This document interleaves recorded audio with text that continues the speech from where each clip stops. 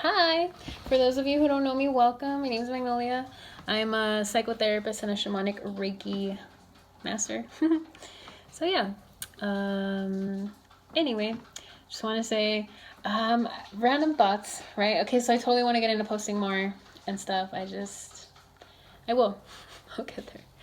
Anyhow, for right now, I just want to say I met with a client and we were talking about PTSD. And it's something that I feel like I kind of have this conversation relatively often. I mean, probably like once a week at least. Yeah, kind of on average. Anyhow, and we were talking, and they were sharing about basically feeling really burdened about being diagnosed with PTSD. And I get it. You know, they express some kind of powerlessness or something like that, just being kind of of a heavy burden, because I think a lot of the times, kind of where the field was before, it was right, you have PTSD and you're diagnosed with it for life, just kind of got to deal with it or whatever. It doesn't go away, which really is unfortunate, you know. And I was telling this person that with diagnosing, it's that kind of is your lens, and it's okay, cool, well, that kind of drives everything, right? Whatever, as a practitioner, as a therapist, I'm all right, cool. So okay, what is this person kind of going through? I see diagnosis as a list of symptoms, right? And then depending on whatever the diagnosis is for that person, then that kind of affects kind of the way that I work with that person, right? And I was telling this person that PTSD is honestly my favorite symptom. I mean, my favorite diagnosis to work with. Why? Because I just feel like it's so rich. I was telling this person that the way that I look at PTSD, it's like a ball of yarn or something like that, right? Where it's really just tangled up, okay? And it's this big old ball, and how do you detangle it? It's you have to pull it apart, little by little, different pieces. You take a break, you come back, oh great, you pulled a really extra long string, awesome, detangled it a bit, cool, and so forth. And you just keep picking at it until it kind of falls apart and it becomes easier and stuff. But that's kind of how I look at PTSD, right? Or I was telling somebody last week, how do you eat an elephant? You've heard that term or what have you, or that question. It's one bite at a time. You can't just do it all at once. But anyhow, so PTSD is super multifaceted, right?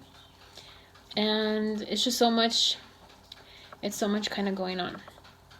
So I think it's completely normal to feel overwhelmed by it. It's just you kind of just want to go with someone who understands what they're working with. You would ideally, if you have PTSD and you're gonna seek treatment for it, you want to go to a specialist. You want to go to somebody who's really passionate about working with that population, because it takes a lot of effort, sure. You want to go with someone who is as passionate about overcoming or mastering the trauma as you are, and so forth. So the way that I explained to this person is okay, so PTSD, let's say PTSD. It's not just you in this moment, kind of what's happening with you right now. It's also what happened 5 minutes ago, and it's what happened yesterday, and then 5 years ago, and then when you were 4, and then it's what happened to your parents, that they raised you the way that they did, who were raised by their parents, who had these beliefs, who raised them the way that they did. And it's just all these generations, all this intergenerational trauma that keeps going on back, over and over. Keeps repeating itself until it's not. And it's just so many moving parts that PTSD, I think, is the kind of the physical manifestation of all of these spiritual and psychological and emotional things that have gone on for generations. So yeah, my personal belief in seeing the work with other people, and seeing the work within myself, and seeing it professionally and personally, whatever, over and over and over and over and over, is that one kind of can overcome PTSD. So where the trauma is all these original wounds, right? Let's say you have a cut in your arm or something like that, okay? So it's all right, there's this big long cut, whatever, okay? And then the triggers and things like that maybe is like the wound being infected or something like that. It's like, all right, cool. So then therapy would be like a surgical knife or something, some kind of a ointment or something like that kind of starts treating the infection. But it's like little by little, or maybe you have to have surgery and you have to go within and like arrange certain things, you know, certain tendons, certain tissues, because the damage was so deep. Fine. Is it gonna heal? Yeah. Is the scar still gonna be there? Yeah. Is that scar still gonna feel the same as that like original wound? No. The reminder will still be there, but it's gonna be less in intensity. And that's kind of how I look at PTSD. It's like when I work with someone, the goal is kind of like I'm holding a healing space for that person.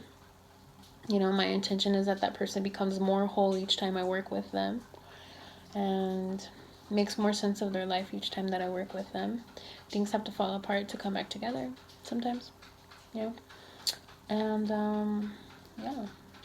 But do I think that people can master their own trauma and things like that? Absolutely.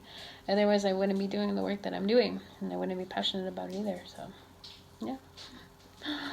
Some random thoughts that I wanted to throw out there. I know PTSD gets a really bad rap, and it sucks, especially when you're in the thick of it, and then like you're working with people or you're talking to people who like just don't understand or can't see the light. The light is there, you know, especially if you believe in it and if you have faith and stuff. Totally. You can get through it. Cool. That's all I have for today. Namaste.